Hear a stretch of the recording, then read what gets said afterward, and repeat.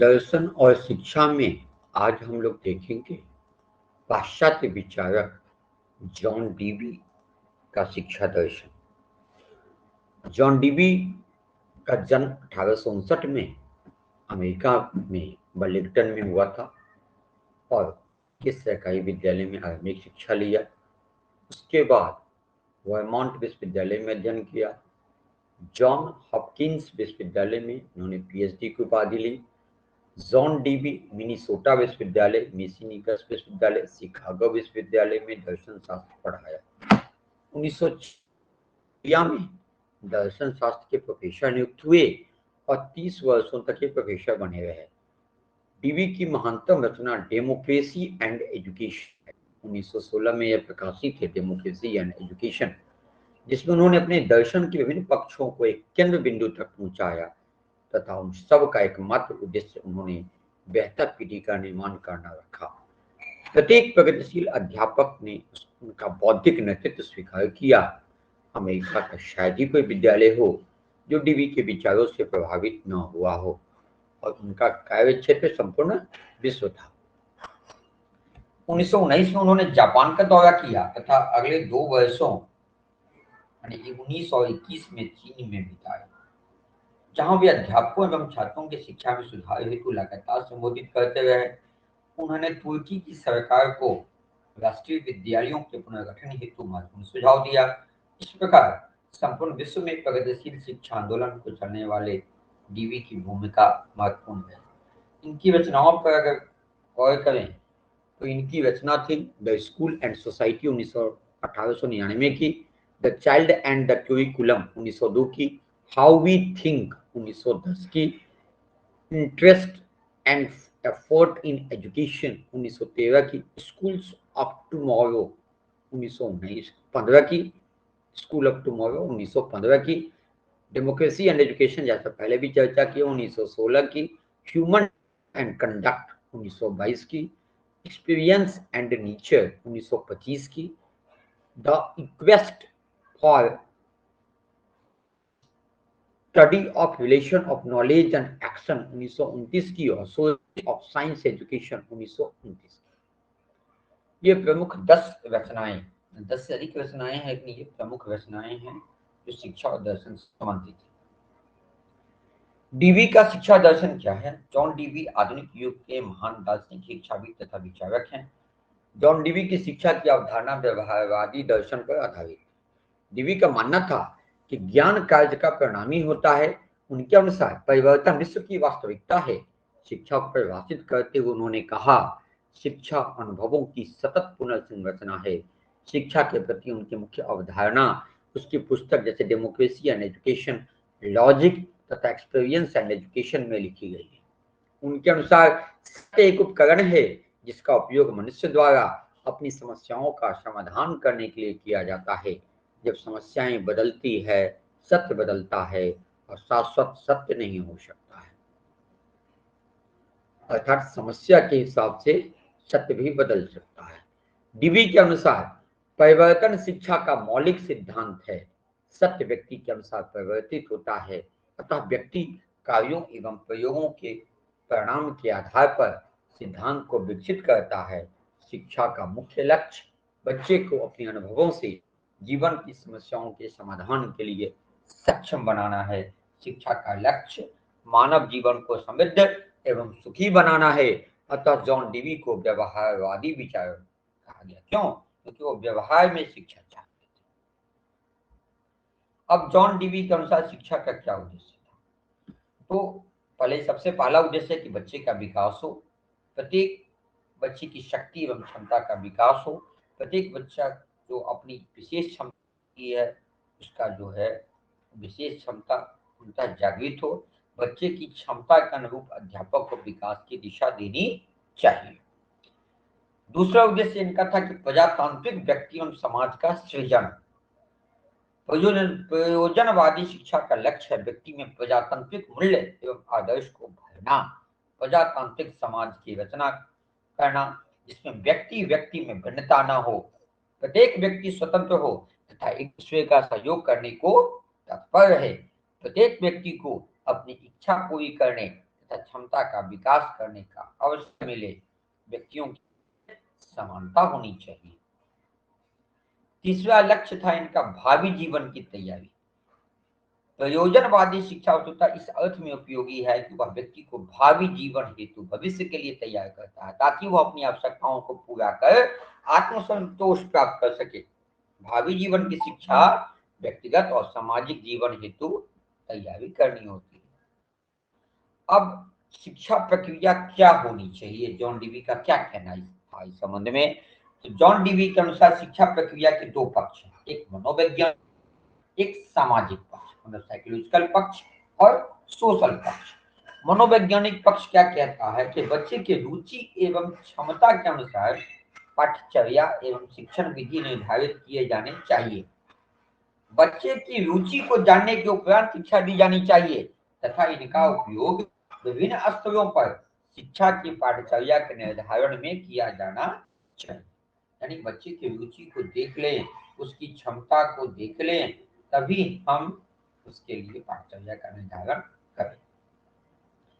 दूसरा इनका social aspect क्या था कि शिक्षा की शुरुआत व्यक्ति द्वारा जाति की सामूहिक चेतना में भाग लेने से।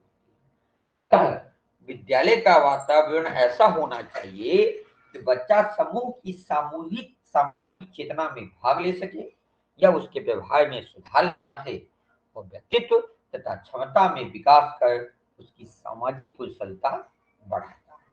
यानी जॉन डीवी चाहते थे, ऐसे पाठ्यक्रम चाहते थे जो बच्चों के मनोवैज्ञानिक का ध्यान रख के बनाया जाए और उसके सामाजिक पक्ष का ध्यान रख के बनाए।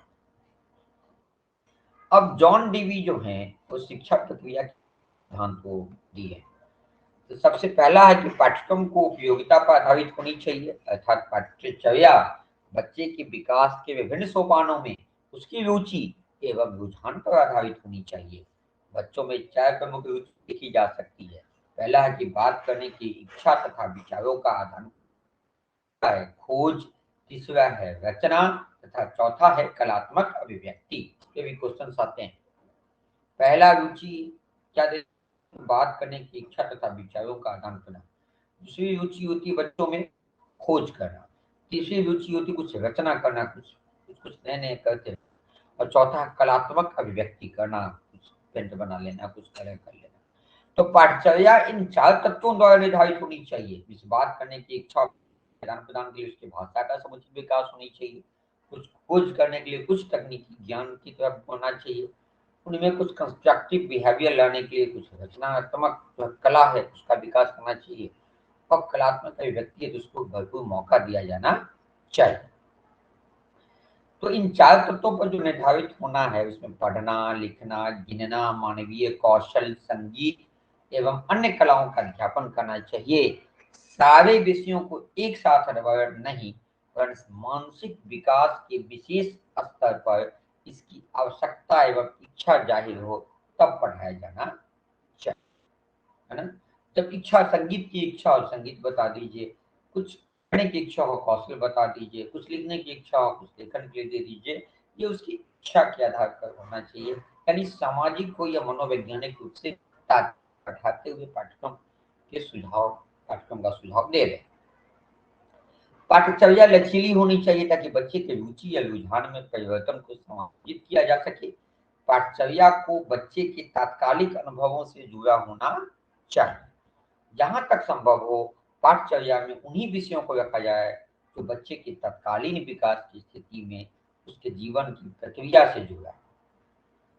डीवी वर्तमान में ज्ञान को विभिन्न विषयों में बांटकर पढ़ाए जाने की विधि के कटु आलोचक और उनकी दृष्टि में ऐसा विभाजन अप्राकृतिक है।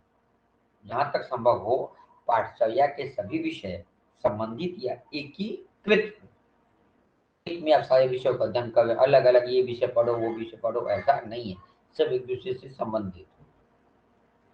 शिक्षण विधि पे इन्होंने जोर दिया तो करके सीखने पर ज्यादा जोर दिया, ठीक है, ताकि इसमें प्राकृतिक क्षमता गुणों का विकास करने में समर्थ हो। एकीकरण पर जोर दिया कि विषय वस्तु अलग अलग न होकर के उसमें एकत्र हो, सभी विषयों को उसकी क्रियाओं के जिससे कि बच्चे अभ्यस्त है पढ़ाया जाना चाहिए। बाल केंद्रित पद्धति पर जोर दे रहे हैं कि बच्चे की रुचि के अनुसार शिक्षा दी जानी चाहिए। योजना पद्धति के हिसाब से कि डीवी के विचारों के आधार पर बाद में योजना पद्धति का विकास हुआ, यानी योजना पद्धति के जनक जो है तो इन्हीं को माना गया, जिससे छात्रों में उत्साह, आत्मविश्वास, आत्मनिर्भरता, सहयोग तथा सामाजिक भाव का विकास होता है। इनके अनुसार शिक्षा का क्या दायित्व है? तो डीवी का कहना है कि विद्यालयों में ऐसे वातावरण का निर्माण करें जिससे बच्चों का सामाजिक व्यक्तित्व विकसित हो सके, उत्तरदायी प्रजातांत्रिक नागरिक बन सके। शिक्षक का व्यक्तित्व प्रजातांत्रिक सिद्धांतों एवं शिक्षा मनोविज्ञान पर आधारित। विद्यालयों में समानता एवं स्वतंत्रता का महत्व समझाने हेतु अध्यापक को अपने को विद्यार्थियों से श्रेष्ठ नहीं मानना चाहिए। उसे अपने विचारों, रुचियों एवं प्रकृतियों को विद्यार्थियों पर लादना नहीं चाहिए। उसे बच्चों की रुचियों एवं व्यक्तित्व की विशेषताओं को देखते हुए पाठचर्या का निर्धारण करना चाहिए। अतः अध्यापक को लगातार बच्चों की भिन्नता का ध्यान रखना चाहिए, क्योंकि सभी बच्चे तो भिन्न भिन्न होंगे, भिन्न भिन्न इंटरेस्ट उनका होगा, तो उसकी रुचि का ध्यान रखें। ऐसा नहीं कि आप थोप दे बच्चों को कि ये तुमको कम्पीट करना, ये तुमको पढ़ना। इसके विरोधी थे जॉन डीवी। और अध्यापक बच्चों को ऐसे कार्यों में लगाए जो उसे सोचने और निदान ढूंढने के लिए प्रेरित करे। जॉन डीवी के अनुसार अनुशासन का क्या रोल था? तो अगर बच्चे ऊपर वर्णित योजना के अनुसार कार्य करे तो विद्यालय में अनुशासन ऑटोमेटिक बन जाएगा। कठिनाई तब होती है जब बाहरी शक्तियां द्वारा बच्चों को अपनी प्राकृतिक इच्छाओं को प्रकट करने से रोका जाता है। बच्चों को ऐसा सामाजिक वातावरण दिया जाना चाहिए जिससे उसमें आत्मा अनुशासन की भावना का विकास हो सके, कि वास्तव में वह एक सामाजिक प्राणी बन सके। शांत वातावरण अच्छे और शीघ्र कार्य करने के लिए आवश्यक है, और शांति एक साधन है नहीं। बच्चे आपस में झगड़े नहीं, और इसके लिए बच्चों को डांटना उचित नहीं। वह दायित्व की भावना का विकास कर उसमें अनुशासन का विकास हो सके। इसके लिए अध्यापक को स्वयं पूर्ण व्यवहार करना होगा। सामाजिक कार्यों में सहभागिता शैक्षिक प्रशिक्षण का एक अनिवार्य हिस्सा है। विद्यालय स्वयं एक लघु समाज है। अगर बच्चा विद्यालय के सामाजिक कार्यों में भाग लेता है तो भविष्य में यह सामाजिक जीवन के विभिन्न पक्षों में भाग लेने के लिए प्रशिक्षित हो जाएगा। इस तरह से एक दौड़ के रूप में वह एक अनुशासित जीवन जीने का अभ्यस्त हो जाए। जॉन डीवी के विचार की आलोचना भी हुई कि सत्य को अस्थायी मानने में कठिनाई हुई। भौतिकवादी आग्रह किया गया इनके द्वारा, शिक्षा के किसी उद्देश्य की पूर्ति इनके द्वारा नहीं होती थी। बच्चे को जो मन में आता करने दीजिए तो उद्देश्य पूर्ण शिक्षा नहीं हो पाएगी। व्यक्तिगत भिन्नता पर अधिक जोर दिए तो फिर एकीकृत शिक्षा कैसी हो पाएगी? अब जॉन डीवी का आधुनिक शिक्षा पर क्या प्रभाव है कि शिक्षा के उद्देश्य इन्होंने बताए, तो शिक्षा के उद्देश्य पर इनका प्रभाव पड़ा। दूसरा कि शिक्षण विधि पर प्रभाव पड़ा कि जो शिक्षण विधि इन्होंने केंद्रित शिक्षा होनी चाहिए। आज भी जो है आधुनिक शिक्षा प्रणाली में चाइल्ड सेंटर्ड एजुकेशन पर जोर दिया जा रहा है। एक्टिविटी स्कूल प्रोजेक्ट विधि भी डीवी के विचारों का एक फल है। बच्चे के मनोविज्ञान पर ध्यान दिया जाने लगा है, साथ ही बच्चों में जॉन डीवी के विचारों का पाठचर्या पर भी प्रभाव पड़ा है। डीवी के अनुसार मानव सब को पाठचर्या में स्थान दिया जाना चाहिए। आज खेलों, वस्तुओं, विभिन्न उपकरणों के उपयोग पर आज अधिक जोर दिया जाए। अभी जो आपकी नई शिक्षा नीति है उसकी जो है वो 6 के बाद से वोकेशनल एजुकेशन को लाने की बात आई है। वोकेशनल एजुकेशन बच्चे ले आ सकते हैं, कुछ टेक्निकल चीजें सीख सकते हैं। अनुशासन प्रभाव पर आज विद्यालय, आज के बच्चों में सौंपी डांटना, फटकारना, मारना विद्यालय में मना कर दिया गया है। तो बच्चों में सुसाइडल टेंडेंसी कम हो, बच्चों विद्यालय में अधिक से अधिक जिम्मेदारियां सौंपी जाती है ताकि उनमें आत्मनियंत्रण और प्रजातांत्रिक नागरिकता गुणों का विकास हो सके। बाल सभा का जो निर्माण करते हैं विद्यालय में, उसी की देन है। सार्वजनिक शिक्षा भी इनका योगदान है। डीवी के आदर्शों एवं विचारों ने सार्वजनिक एवं अपनेवाद शिक्षा की मांग को बल प्रदान किया। हर व्यक्ति को शिक्षा के द्वारा अपने व्यक्तित्व के विकास का अवसर मिलना चाहिए, सिद्धांत को सर्वत्र मान्यता। इस प्रकार दर्शन और शिक्षा में जो अपने मिले थे उस सारे टॉपिक को हम लोग वीडियो वाइज स्टडी कर लिए हैं। दर्शन और शिक्षा में दर्शन का अर्थ और परिभाषा, दर्शन की भाषाएं एवं उनका शैक्षिक मुद्दों के साथ संबंध, इसको हम लोग पहले वीडियो में देखे थे। संप्रदाय, आदर्शवाद, प्रकृतिवाद हम लोग दूसरे वीडियो में देखे, एक अलग वीडियो है। मानववाद और मार्क्सवाद वीडियो में है। इसके अतिरिक्त ज्ञान के विशेष शिक्षण विधि और अनुशासन हेतु शैक्षिक नियतार्थ का अलग वीडियो है। भारतीय दार्शनिक विचारक आर्यन टैगोर का अलग वीडियो दिए हुए हैं। स्वामी विवेकानंद का अलग वीडियो, अरविंद घोष का अलग वीडियो, जे कृष्ण और गिजू भाई बधेका का अलग वीडियो। फिर पाश्चात्य विचारक रूसो और डीबी के अलग अलग वीडियो डाले। विभिन्न वीडियो के माध्यम दर्शन और शिक्षा का प्रत्येक पक्ष हम लोग देख चुके हैं। इसको यदि आप अब तक इसका अवलोकन नहीं किए हैं तो निश्चित तौर पर कर लें लोग, इससे एक भी क्वेश्चन छूटने की संभावना नहीं होगी। और यदि चुके हैं और मौका मिल रहा है तो इसको एक बार पुनः रिवाइज करने की कोशिश करें। इस चैप्टर से आप पूरी तरह से प्रत्येक क्वेश्चन को सॉल्व कर पाएंगे। इसके अतिरिक्त कई यूनिट्स हम लोग खत्म कर चुके हैं। अब जिस यूनिट हुआ है उस टॉपिक्स को हम लेकर के अगले वीडियो में